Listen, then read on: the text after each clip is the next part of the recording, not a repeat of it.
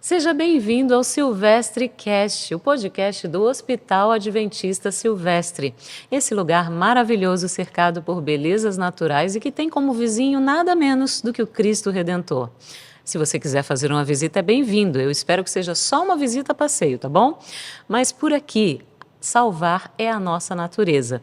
Em cada episódio, a gente tem trazido especialistas e profissionais de saúde para tratar de temas que possam te ajudar ou que possam te orientar a não ter algum problema de saúde. E no episódio de hoje, a gente tem a doutora Mariana Gomes. O assunto que a gente vai conversar com ela é sobre dores crônicas. Será que tem cura e tratamento para isso? Doutora Mariana, muito obrigada por aceitar o nosso convite. Seja bem-vinda e apresente-se. Diga aí quais são as suas especialidades para o pessoal te conhecer melhor. Obrigada, Fabiana. É muito bom estar aqui com você. Eu tenho algumas especialidades. Eu vou ser rápida aqui na minha trajetória. Tá bom. Eu sou médica de família, mas fiz uma pós-graduação em acupuntura e foi aí que eu comecei. Claro que na medicina de família ou na clínica geral a gente vê muito paciente com dor crônica, mas foi na pós-graduação de acupuntura que eu tive mais contato com o tema, mas percebi que eu precisava de outras ferramentas. Apesar da acupuntura ser uma das possibilidades para tratar pacientes com dor, o que a maior quantidade de pessoas que a gente recebia era com esse problema e eu fui percebendo que eu precisava de outras ferramentas. Então, eu fiz uma pós-graduação em dor crônica, que é uma área de atuação de algumas especialidades médicas, né? Então, a acupuntura é uma delas, a clínica médica é outra, reumato, ortopedia, outras especialidades correlatas que lidam com dor crônica podem fazer uma especialização adicional, né? Então, eu fiz isso lá em 2012, 2013, quando nem se falava tanto de dor crônica quanto se fala hoje. E hoje eu estou no núcleo como responsável técnica e faço o ambulatório de dor crônica. Tá bom. Eu esqueci de mencionar, né, que você está como responsável técnica ali do núcleo, que agora é o Centro Médico Adventista Silvestre. Esqueci de mencionar as nossas 3 unidades, por favor, sigam-nos nas redes sociais, tá? Hospital Adventista Silvestre, Centro Médico Adventista Silvestre e Hospital Adventista Silvestre de Itaboraí. Ali você vai encontrar mais dicas e orientações também. Bom, vamos falar um pouquinho o que são dores crônicas e como que alguém consegue identificar que uma dor é crônica, né? Uma dor de cabeça esporádica tal não é uma dor crônica. Então, vamos destrinchar o que é isso. O nome dor crônica fala da cronologia, né? Fala de tempo, né? Que a gente divide em aguda ou crônica, né? A gente considera dor crônica toda dor que tem mais de 3 meses de duração. Por enquanto, esse ainda é o critério. Então, toda dor que persiste por mais de 3 meses pode ser considerada uma dor crônica.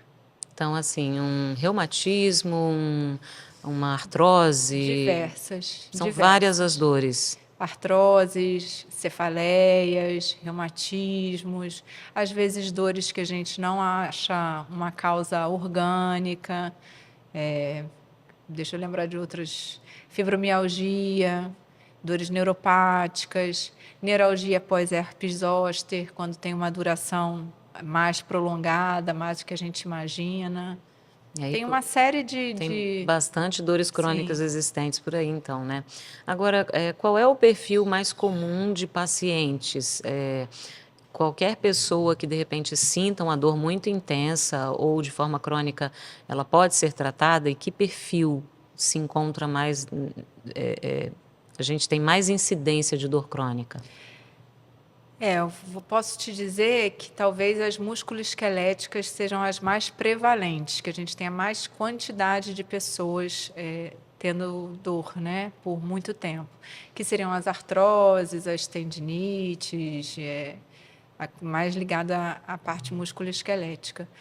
Mas aqui no Silvestre, essa talvez seja o que eu mais atendo, mas a gente atende também alguns casos de dor oncológica, que a gente não mencionou antes, que é uma área importante para a clínica da dor.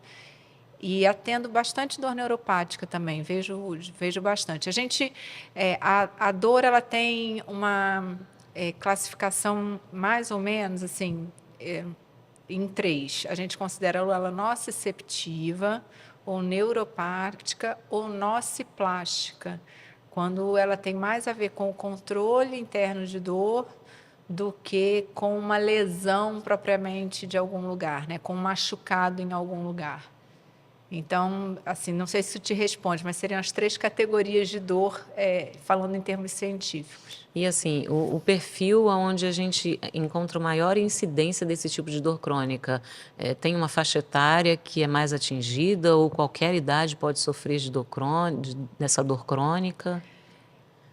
Aí depende de qual dessas dores a gente está falando. Por exemplo, dores oncológicas existe na pediatria. Não é muito a minha área de prática, mas existem pessoas que são especialistas mais na área de dor crônica pediátrica.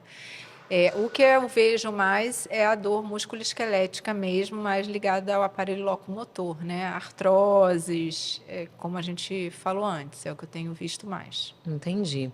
Agora, tem casos onde é possível ter uma cura total dessa dor crônica? Isso depende de vários fatores, né? Porque o que acontece, basicamente? Quando eu tenho um estímulo de dor, isso vai sensibilizando o meu corpo. A dor, vou dar um passo antes. A dor ela é uma construção.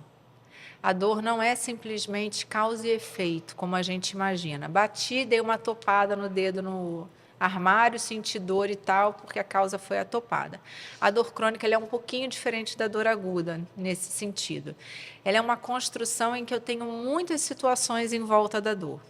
Experiências anteriores de dor, às vezes questões da infância, pessoas que tiveram trauma de infância vão ter mais tendência a cronificar dor. Olha só. Enfrentamento da situação que pode ter a ver com a minha personalidade, com a minha característica. Uma parte genética, tem pessoas que vão ter mais tendência a cronificar do que outras. Então, assim, a forma como eu vejo a vida, a forma como eu já experimentei dor antes, né, minhas experiências anteriores, a forma como eu enfrento aquela situação específica, eventualmente se eu adquirir comportamentos dolorosos, porque a dor é capaz de mudar o comportamento. Então, se eu tenho dor, eu começo a me movimentar diferente, começo a ter comportamentos para evitar sentir aquela dor de novo. Então, a dor ela é uma construção em que tudo isso entra em jogo, a dor crônica. Então, ela não é um fenômeno simples de causa e efeito diretamente ligados. Por isso que quando a gente faz uma abordagem de dor crônica, não é só tentar achar o machucado que causa dor. A gente tem que abordar todas essas questões, porque a percepção que eu vou ter, inclusive de intensidade de dor, está ligado a tudo isso que eu trago junto. Então, pessoas que são mais negativas, que tendem a ver a vida de uma forma mais, que a gente chama de catastrofização, né? Eu acho que eu nunca vou sair disso, eu acho que isso é muito ruim, tendem a sentir mais dor. E aí, quando eu estou falando disso, eu não estou falando de que a dor é psicológica ou que é uma somatização de uma dor. É que a gente sabe que a gente é um todo. Então, você sentir dor por muito tempo vai mudando a sua forma de ser e de estar. E ainda que ela não seja causada por um mecanismo psicológico, isso não quer dizer que ela não vai afetar o seu psicológico. E vice-versa, que o seu psicológico vai fazer você ter uma percepção de dor diferente, né? A gente caminha junto. Então, hoje, por exemplo, a gente não fala mais que existe dor de origem psicológica. A gente evita dizer isso. Porque isso também é um rótulo muito perigoso da gente dar para mecanismos que a medicina ainda não desvendou. Por exemplo, o grande exemplo disso é a fibromialgia. Fibromialgia já foi considerado um problema psicológico. Hoje em dia ainda tem gente que acha que é um problema psicológico. Hoje em dia a gente já tem outras hipóteses para fibromialgia, que é um quadro de dor mais generalizado e que não necessariamente eu acho uma inflamação grave ali, né? A hipótese hoje que a gente mais trabalha é que a fibromialgia, na verdade, é uma desregulação do meu controle interno de dor. Por algum motivo que a gente ainda não sabe qual é, se é autoimune, se é relacionado a alguma coisa, se é genético, o meu controle interno de dor ele fica facilitado. Então, situações que em outras pessoas não provocariam dor, na pessoa que tem fibromialgia provoca dor. E qual é o desafio? Por isso, tanto tempo ela foi considerada uma doença psicológica, vamos dizer assim, porque eu não tenho um exame que me mostre a alteração da Para detectar fibromialgia. alguma coisa. Não tenho nada que torne ela mais palpável. Então, ela era tida como psicológica. É claro que hoje em laboratório a gente tem algumas ferramentas e alguns métodos para testar como é que está esse controle interno de dor. Mas a gente ainda não tem isso disponível para usar no consultório. Então, a gente às vezes tende a rotular aquilo que a medicina ainda não conhece. Então, eu tenho muito cuidado com isso e recomendo que as pessoas tenham muito cuidado antes de dizer que uma doença é psicológica. Acho que quem sente a dor, né, não vai ficar fingindo o tempo inteiro, Então, né? isso é uma questão. Quando você diz que é psicológico, aquele que ouve ainda se sente desvalorizado naquilo que sente. Exatamente. A pessoa já está com dor e ninguém acredita que ela está sentindo dor, então ela vai ficar mais, Então, eu né, sou mais triste do ainda. time que sempre diz a dor dele é real para ele. Se tem lesão e lesão grave junto dessa dor, aí é uma outra questão. Mas Sim. essa dor para a pessoa que sente é uma dor real. Mas em caso de outras dores crônicas, né, o que que pode ser feito para tratar essa dor para que essa pessoa não tenha esse impacto tão grande na vida dela? Por exemplo, não consegue ficar em pé por muito tempo, ou não consegue ficar sentado por muito tempo, ou, enfim, qualquer outra falta de mobilidade ou de situação que ela precisa evitar por causa da dor. Eu vou tentar responder isso respondendo também a sua pergunta anterior, que eu acho que eu não respondi completamente. Tá. Nem sempre é possível falar em cura de uma dor crônica. Porque, às vezes, aquela pessoa já sofre de dor há muito tempo. E isso vai sensibilizando o nosso sistema nervoso central, a medula, o cérebro, e isso vai criando conexões. Então, diferente do que a gente às vezes pode imaginar, de que se eu sinto dor, eu vou ficando cada vez mais forte para aquela dor, que se diz essas pessoas que aguentam dor muito tempo e tal, eu ser submetida a toda hora um estímulo de dor ali me catucando, isso pode deixar o meu sistema de alarme mais sensível e não menos sensível. Ele pode ficar mais sensível. Eu vou fazer uma analogia. Como se eu tivesse um sistema de alarme na minha casa para não entrar ladrão. Sim. Só que de tanto ele ficar recebendo estímulo de dor, passa uma barata, ele acha que é um ladrão e dispara. Então, qualquer estímulo passa a causar dor. Estímulos muito pequenos que normalmente eu daria conta de controlar com o meu... Porque a gente tem um sistema nervoso que tenta controlar a dor. A gente tem receptor opioide, a gente tem neurotransmissor, a gente tem um controle de dor. Eu tô rindo aqui porque eu tô me lembrando da minha situação na cadeira do dentista. Assim, é só de imaginar, sentadinha na cadeira do dentista, quando eu abro a boca para fazer qualquer coisa, eu falo, pode dar anestesia. Mas não vai doer, tá? Não, pode dar anestesia. Eu já sei que vai doer, porque eu tenho pavor da cadeira do Então dentista. essa coisa antecipatória... Sabe? Parece que a gente já sofre entra. sem... Eu não senti nada, mas eu já estou sofrendo a dor por antecipação. E isso acontece mesmo. Só que quando os pacientes de dor crônica, eles vão ficando mais sensíveis. Diferente, às vezes isso é um pouco contra-intuitivo, né? A gente acha que vai ficando mais resistente à dor, mas não necessariamente isso é verdade. Então, não é bom a gente ficar submetendo o sistema nervoso a muito input de dor. Então, o ideal é a gente sempre trabalhar para que ela não cronifique. Ou que, se ela cronifique, que a gente tente melhorar esse nível de dor. Então, essa história de assim, deixa a dor ficar insuportável para tomar o analgésico, não é uma boa abordagem. A gente que trabalha com dor, a gente não gosta. Tanto que, por exemplo, hoje em cirurgias, né, já se faz uma analgesia preventiva para que no pós-operatório ele não tenha estímulo doloroso, né? Tem alguns estudos falando de determinadas medicações justamente para prevenir qualquer eventual cronificação de dor. Isso vai até evitar depois a quantidade de analgésicos que vai ter que tomar depois, né? Que ele vai precisar usar. Então, a gente acha que sempre trabalhar com a menor dor possível e evitar que ela cronifique. Posso te dizer, por exemplo, um episódio de dor lombar que qualquer um de nós com mais de 40 anos pode passar. 80% da população com mais de 40 anos vai ter pelo menos uma crise de dor lombar. O que que é o ideal no momento de crise? Que a gente cuide para que ela não cronifique. Uhum. Porque é naquele momento ali que eu vou tentar não cronificar a dor. E aí é mantendo o movimento, que às vezes é o contrário do que a gente faz. Então, se movimentar dentro da sua possibilidade. Muitas vezes fazer uma fisioterapia para acelerar aquela recuperação. Porque uma crise de dor lombar ela pode durar de 4 a 6 semanas, em Uau. média. Então, às vezes, a gente fazendo fisioterapia, mantendo o movimento, fazendo medicação, a gente consegue encurtar esse período, né? Uhum. Por isso que a gente não considera uma dor crônica uma dor de 15 dias, a gente considera uma dor que tem 3 meses, porque imagina, uma recuperação de uma dor lombar pode levar 6 semanas e eu ficar sem nada depois, então eu tenho que ter muito cuidado também nesse diagnóstico do que é uma dor crônica. Eu não posso, na ansiedade, me antecipar e supermedicar uma condição que de repente vai melhorar espontaneamente.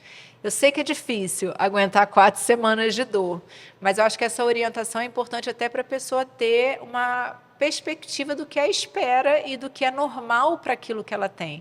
Ou seja, a dor crônica, ela fica relacionada à intensidade, porque é uma dor, pode ser sempre é grande ou não, forte, mas nem é mais sempre é por causa forte. da questão do tempo duração. mesmo, né? Da duração. O critério que a gente usa hoje é a duração. Nem Entendi. sempre intensidade. Eu posso ter uma dor de baixa intensidade de muita duração. A dor crônica tem vários formatos. Ela pode ser uma dor de baixa intensidade, em que eu faço picos de alta intensidade, que a gente chama de escapes ou de flares. Ela pode ser uma dor sempre de alta intensidade, ela pode ser sempre de baixa intensidade. O que a gente trabalha? Mesmo que eu não tenha cura daquela situação, eu sempre vou trabalhar para que aquela pessoa fique com a menor dor possível para ela e, sobretudo, para que ela tenha uma funcionalidade na vida, que ela tenha uma capacidade de tocar a vida melhor. Então, a gente trabalha com essa expectativa de conforto dela ali para o dia a dia e dela se manter funcionando bem na vida inteira. Nem sempre é possível ficar zero. Às vezes às vezes Agora, o tratamento para essas dores crônicas, porque são diversas, eu imagino que os tratamentos também são bem diferentes, né? Mas assim, tem alguma linha que segue que de repente é semelhante, ou cada caso é um caso? Cada caso é um caso, baseado no mecanismo que a gente imagina que esteja por trás, mas a clínica da dor, de uma forma geral, ela se baseia num tripé. Eu sempre falo isso para os pacientes, porque eles chegam muito sem saber o que a clínica da dor faz, né? Até porque o nome clínica da dor, eles acham que eles vão chegar numa clínica, Porque num o nome espaço combina, físico, né? né? O nome realmente dá a entender que é isso. Aí eles acham, não, pensei que era uma clínica diferente e tal. A gente sempre se baseia num tripé: reabilitação, que são as estratégias de fisioterapia ou exercício físico. Então, o movimento é sempre importante. Medicação, que aí são os medicamentos dependendo do mecanismo no qual eu quero agir. E o terceiro, intervenção. Eventualmente, tem alguma intervenção que eu possa fazer que o objetivo mais comum e principal, existem outros, é que eu faça uma intervenção para melhorar a dor e ele conseguir reabilitar. Claro que existem outros casos de dores mais graves em que eu quero queimar um nervo para que ele não transmita mais dor, em que eu, enfim, quero fazer alguma coisa mais definitiva, né? Mas implantar um eletrodo medular, tem coisa assim. Mas, em geral, a gente faz ou para teste, para localizar de onde aquela dor de fato está vindo, ou para eu ter um alívio para que ele consiga reabilitar. Porque, às vezes, a situação, a dor é tão intensa que, mesmo que ele queira fazer uma fisioterapia, uma reabilitação, ele não consegue pela intensidade da dor. Aí a intervenção pode ser bastante importante. Você mencionou, né, o primeiro item, é a questão do exercício físico, algum tipo de reabilitação com fisioterapia e tudo mais. É sempre importante, então, que a pessoa que tem uma dor crônica, que ela faça o exercício com orientação, para que ela não piore, de repente, algum quadro que ela já tenha e que já seja crônico. Seria É sempre interessante? importante, porque às vezes a gente tem que adaptar o exercício à limitação que aquela pessoa tem. Então, nem sempre eu vou poder fazer exercício da mesma forma que você. E o acompanhamento, ele tem um papel fundamental, porque a gente tem uma tendência de não querer mexer a parte que dói. É E o verdade. exercício físico, ele é um dos melhores moduladores de dor. Ele é um excelente remédio para dor, o exercício físico e o movimento. Então, às vezes, eu tenho que começar o exercício pela parte que não dói. Uhum. Então, esse acompanhamento é importante para isso. Talvez você não consiga mexer sua perna agora, mas a gente consegue pelo braço, consegue pela outra perna. Tem outra questão, a gente adquire comportamentos evitativos daquilo que a gente já acha que vai dar dor. Antes mesmo de dar dor, a gente evita. Uhum. Então, a gente precisa ir expondo a pessoa gradualmente àquela atividade que ela teme, para que ela ganhe novamente confiança naquilo. Por exemplo, a gente já teve casos lá de tendinite de Aquiles em atleta que jogava vôlei. O primeiro passo que a gente tem que ter, uma vez que passa aquela lesão aguda, é expondo ele para que ele não comece a ter medo de fazer aquela atividade. E aí se comporte diferente, distribua o peso na perna de forma diferente, né? Então, o acompanhamento é importante, por isso que nem sempre a gente é capaz de se ver nessa situação. A gente precisa do olhar do outro e precisa do apoio do outro para fazer aquilo que a gente não consegue sozinho. É curioso, você estava falando da questão do exercício que começa pelo lugar que não dói e depois vai para o lugar que está dolorido, que tem que exercitar tudo. Eu lembro uma vez eu fui fazer alguém foi fazer uma massagem em mim e quando chegou nessa região aqui, que é a região mais tensa que a gente tem do corpo, né? Inevitável. Ela apertou a primeira vez, eu quase dei um pulo da maca. Eu falei, pelo amor de Deus, o que você fez? Ela falou, você está muito tensa. Eu falei, doeu muito? Ela falou, você vai ter que aguentar um pouquinho, vai doer, mas eu vou desfazer todos os nós e aí você vai sair daqui sem dor nenhuma.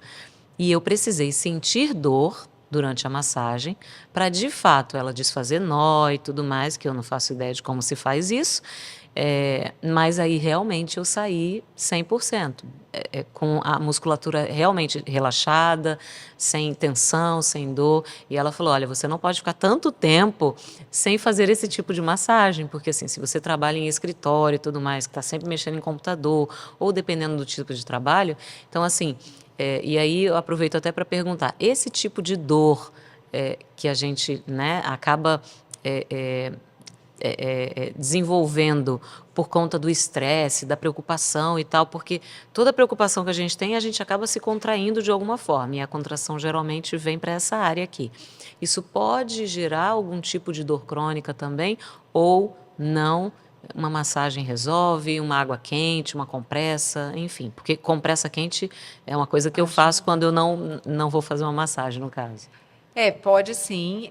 A massagem é uma das ferramentas que a gente pode utilizar, mas a atividade física é muito importante. Eu recebo um volume de pacientes que têm dor por falta de atividade física bastante considerável.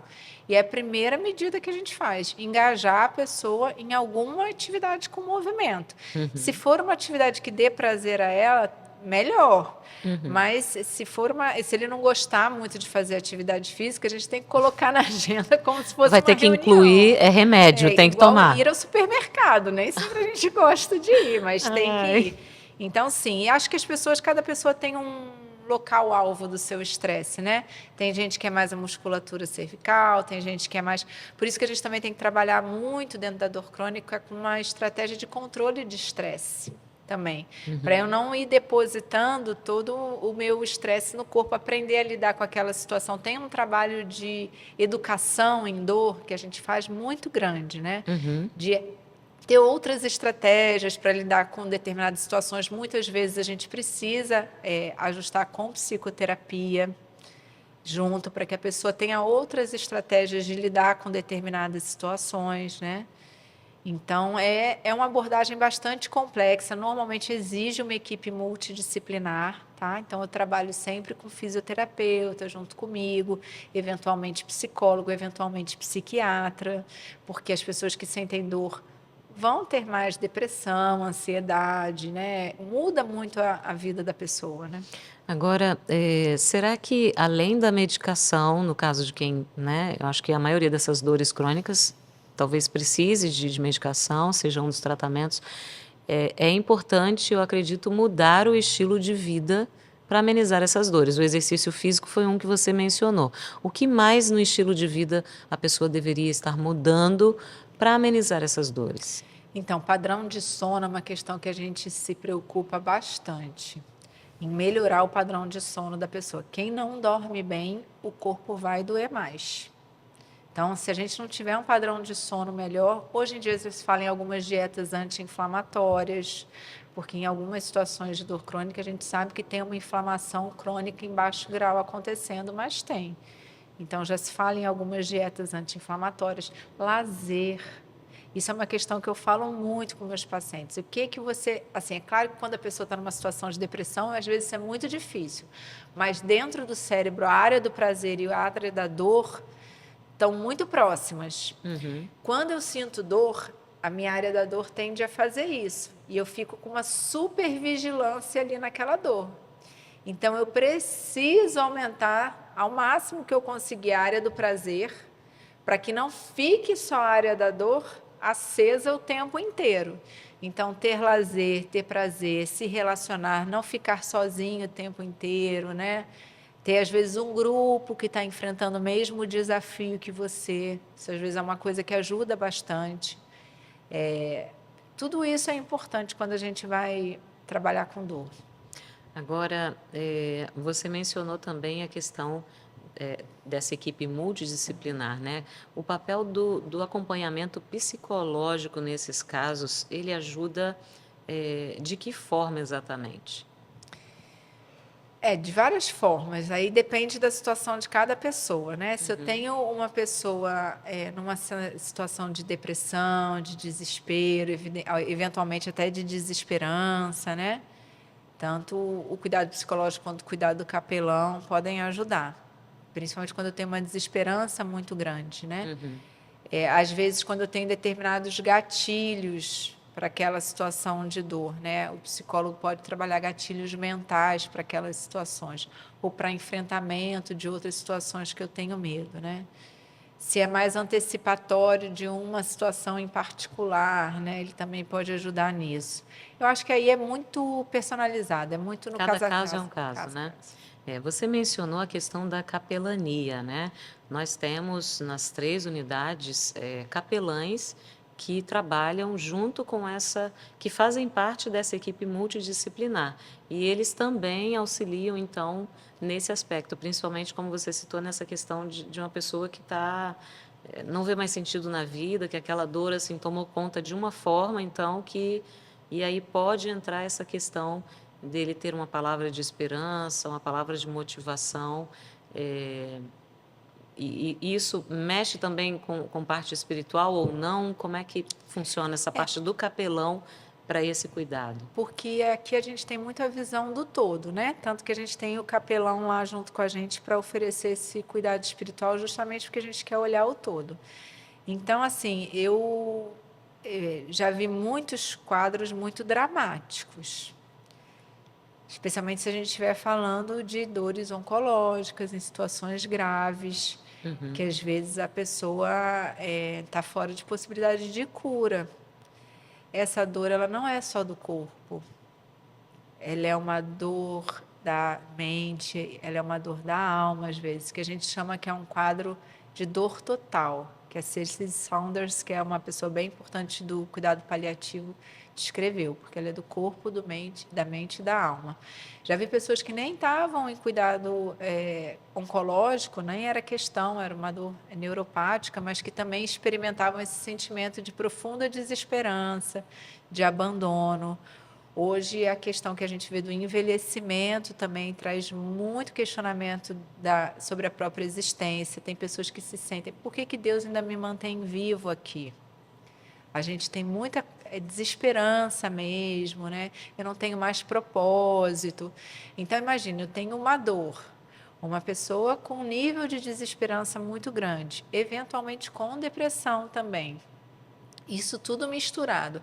A chance dessa pessoa experimentar uma dor numa intensidade muito maior do que outra, que vê muito sentido na vida dela, fala, não, eu vou partir para cima, vou vencer essa situação, vou fazer o que eu precisar, ela tem muito mais chance de experimentar uma dor maior que essa outra, né? Que tem uma outra visão da situação. Então, o cuidado da capelania é fundamental, porque essa questão do propósito, da esperança e da fé, nós médicos nem sempre estamos aptos a lidar, né? Então, o capelão, ele é o especialista nesse cuidado. E aí complementa todo esse time, né, que já atua ali para ajudar essa pessoa, o capelão entra para fechar aí esse ciclo, então, né? Eu tenho uma visão assim de muita aproximação com os clínicos, talvez pela minha formação de medicina de família, com os clínicos e com os geriatras e com o capelão, porque a dor crônica ela é muito prevalente. Prevalente quer dizer quantidade de pessoas que tem. Então, hoje a gente tem estudos que em algumas populações de 20% a 30% da população pode sofrer de dor crônica. Imagina que isso é quase a prevalência da hipertensão, que é uma doença que a gente olha em volta e conhece um monte de gente que tem, né? Então, eu tenho uma visão que eu acho que a dor crônica, principalmente a parte mais clínica, de ajudar nesse enfrentamento na educação, ela tem que estar muito mais próxima ali do clínico, de quem está no dia a dia, do que lá sozinha como uma área, uma subespecialidade de uma especialidade. Porque para esses, a subespecialidade de uma especialidade é importante quando você é candidato a uma intervenção, alguma situação assim, que aí o especialista tem que estar ali junto, né? Mas a gente faz muito esse papel de infiltrar mesmo a dor crônica ali no dia a dia, porque eu recebo muito paciente que foi maltratado por muito tempo. Às vezes ele cronifica porque ele não foi tratado adequadamente lá no começo e ficou anos sem ser tratado adequadamente. Então, chega numa situação já muito ruim. Então, a gente tem feito um trabalho no Silvestre de qualificação mesmo da equipe, de conversar junto sobre casos, para que esses casos sejam mais bem acompanhados desde o começo. Porque tem todo um suporte que não necessariamente precisa ser o especialista lá no fim da linha que precisa fazer. Não, e até para a pessoa não chegar assim no extremo da dor, né? Ela pode começar a Exatamente. tratar bem antes enfim, são diversos os Porque quando ela tratamentos. chega lá na clínica da dor, é quase como a última esperança. Olha, doutora, a senhora que é minha tábua da Minha salvação. salvação. E eu às vezes fico, poxa, mas tem tanto que a gente podia já ter ido construído antes, né? E são tantas pessoas. Então, eu acho que a gente tem que levar esse movimento mais de capacitação das bases, de quem está ali no dia a dia. Eu sei que a gente pode até talvez entrar aqui em polêmica e fique à vontade se não quiser falar sobre isso. Quando você mencionou a questão de alimentos inflamatórios, né, a gente sabe que existe toda uma indústria que defende alguns alimentos que a gente já tem uma boa ideia de que eles não fazem tão bem assim. Ah, mas esse alimento tem muito cálcio, mas a gente fala assim, tá, você também tem cálcio nos vegetais, você não precisa utilizar esse determinado alimento. Então, assim, e tem gente que também é viciado em alguns alimentos, porque eles de fato viciam, eles têm ingredientes ali, eles têm. A composição deles causa esse vício. O açúcar mesmo é um deles, Sim. né? A pessoa, quando eu tirei o açúcar da minha vida, vai completar um ano em dezembro. E assim, eu não vou dizer que eu passei o ano inteiro sem comer açúcar. Eu provei um pedaço de bolo da minha filha há umas 2 semanas atrás, no aniversário do meu sogro e da minha sogra. E assim, eu digo assim, eu comi o pedaço de bolo da minha filha, por quê? Porque o bolo da minha filha é muito bom. O bolo da Milena é maravilhoso. Tem que fazer propaganda. Mas o problema não é a exceção, né? O problema é a regra, aquilo que você faz sempre, né? Exatamente. Então, eu imagino que se uma pessoa sofre de uma dor crônica e você diz para ela assim, olha, se você tirar esse alimento, a sua dor vai diminuir, para alguns talvez seja fácil fazer isso e para outros talvez já não seja. Né? Então, assim, que conselhos, de repente, daria para dar nesses casos que você vai falar para a pessoa, olha, tenta tirar isso aqui da sua alimentação, diminui o máximo que você puder e tal, e a pessoa não consegue, ela não diminui porque ela ama o açúcar ou ela ama um outro ingrediente, um outro alimento que, né, causa inflamação. O que pode fazer nesse caso? Então, para não correr risco de errar, que a alimentação não é minha área de expertise, eu vou usar o que a gente tem usado, que é descasque mais e desempacote menos, né? Então, quanto mais você puder usar alimento in natura, preparar em casa, sem aqueles temperos artificiais, né, que a gente sabe, sem açúcar, né? O açúcar natural, que é a frutose da fruta, né? Então, consuma fruta, de preferência sem ser suco, que é pobre em fibra, né? Comendo a fruta, que é muito mais saudável. Eu acho que é um bom conselho. O que eu sempre uso seja para alimentação do corpo, da mente ou da alma, porque a gente se alimenta sempre, né? E isso é uma conversa que eu tenho com meus filhos. Com o que você está se alimentando? O que você está se alimentando é uma coisa... Porque, assim, a gente é produto daquilo que a gente coloca para dentro da É gente. verdade. Seja comida, seja pensamento, né? O que Seja o que assiste, lê, o que o que ouve. assiste, o que ouve. Então, eu já tive pacientes que tinham dor e ficavam assistindo programas de catástrofe policial a tarde inteira, comendo pote de sorvete. Eu falei, a senhora acha que o que a senhora está botando para dentro do seu corpo vai ter um produto bom? Assim, isso vai gerar alguma coisa boa? Tanto do que a senhora está assistindo, né? Quanto do que a senhora está comendo. Então, eu acho que isso vale a gente pensar. Porque o músculo que a gente vai fazer, né? As nossas células, tudo vão vir a partir do que a gente dá de nutriente. De nutriente físico, que é a comida, de nutriente mental e de nutriente espiritual. Então, o que eu estou colocando dentro de mim para virar quem eu sou, né? Então, acho que a gente tem que pensar um pouco sobre isso. É o que eu me arriscaria a dar de conselho. Tem que refletir, né? Tem que refletir. Agora, muito se fala nessa questão da somatização ou dor emocional. Como é que esse conceito ele é aceito dentro do mundo médico? Talvez a gente já tenha até falado um pouquinho sobre isso, mas eu acho que dá para a gente aprofundar. A gente está com tempo. Eu acho que a dor emocional existe, né? Tanto que quando a gente tem uma situação muito desafiadora na nossa vida, a gente sente uma dor física mesmo. Às vezes a perda de alguém querido, né? Tem a síndrome do coração partido, que existe mesmo, eu sinto dor e tal. Isso tudo pode existir, mas eu acho que não é a mesma coisa que dor psicológica, entendeu? A dor emocional, ela pode existir quando eu estou numa situação que eu estou muito triste, mas eu falar que uma dor é psicológica, eu acho que é diferente. Pode ser uma diferença sutil, difícil da gente fazer assim rapidamente, porque é uma atribuição de causa e efeito muito direto, né? Então, eu acho complicado a gente fazer essa afirmação. Eu gosto de manter a minha mente mais aberta, porque tanto já se fez na medicina quando a gente não tinha conhecimento, né? E acho que a gente ainda vai avançar tanto que eu prefiro manter a minha mente mais curiosa. Eu tenho um olhar muito fenomenológico, de olhar o fenômeno que se apresenta, a coisa da clínica, né? Que tem aquele quadro clássico do clínico debruçado em cima do paciente, né? Então, eu tenho um olhar muito aberto e fenomenológico. Eu posso estar vendo algo que a ignorância daquele fenômeno é minha. O fenômeno existe, eu é que não sei explicar. Então, eu gosto de me manter assim mais aberta. Tá. Agora, será que existe alguma forma de se prevenir as dores crônicas? Então, exercício físico é muito importante. Essas medidas de estilo de vida são muito importantes. Eventualmente, quando tiver uma dor aguda, né, dependendo do caso, não deixar de se movimentar completamente, ou se precisar que seja por um curto tempo. Hoje a gente trabalha cada vez menos com imobilização, a menos que seja um quadro de fratura, né? Quebrou, é uma outra situação. Mas a gente trabalha cada vez menos tirando o movimento da pessoa e cada vez mais colocando o movimento, né? Então, acho que essas são boas medidas de prevenção. E, assim, sempre tentar tratar logo. Não tentar deixar Não ter ficar 2 anos de procrastinando. dor, 3 anos de dor para tratar. Bom, esse conselho vai para todos que tenham alguma dor Pra crônica, todos, claro. né? Às vezes é cirúrgico mesmo, né? Normalmente vem para a clínica da dor aquilo que não tem recomendação de cirurgia, ou que até tem recomendação de cirurgia, mas aquela pessoa não tem condição de passar por uma cirurgia, porque tem outras doenças, outros problemas de saúde, ou eventualmente porque a pessoa não quer.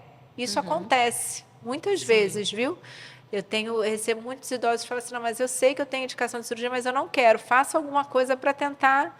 Aí, às vezes, até falo, olha, a gente vai tentar amenizar, talvez a função dessa sua articulação não volte a ser a mesma, porque você tem uma limitação, mas a gente vai tentar melhorar a dor e ver se o que a gente melhora é suficientemente bom para o que você espera. Então, normalmente vem para a clínica da dor nessas situações. Olha, nosso assunto aqui, eu acho que a gente conseguiu explorar bastante, né, desse tema. Queria deixar aqui alguns minutinhos para você deixar um recado para pessoas que de repente já perceberam que estão com dores crônicas, que ainda não procuraram um profissional. Então, se quiser, pode até olhar diretamente na câmera e fazer o seu apelo. Se você que está aí sente dor, em primeiro lugar, eu quero que você saiba que a sua dor é real, a sua dor não é frescura, a sua dor não é coisa que você inventa da sua cabeça e que a sua dor tem tratamento. Muitas vezes a gente não vai te deixar 100% sem dor, mas a gente sempre vai trabalhar para te deixar confortável dentro do possível. E movimente-se sempre que possível. Corpo parado é corpo que dói. Doutora Mariana, muito obrigada. Foi uma conversa super agradável. Fiquei muito feliz e espero que a gente possa ter outros episódios tratando até de outros assuntos, que eu sei que você é uma pessoa que gosta muito de estudar, está sempre estudando, então vai ter sempre novidades para participar aqui com a gente. Tá bom? Muito obrigada. E nós agradecemos a sua presença. Esse foi o Silvestre Cast de hoje. Lembrando que salvar é a nossa natureza. Se você quiser mais dicas e orientações sobre saúde e bem-estar, acesse as nossas redes sociais. E até o nosso próximo episódio.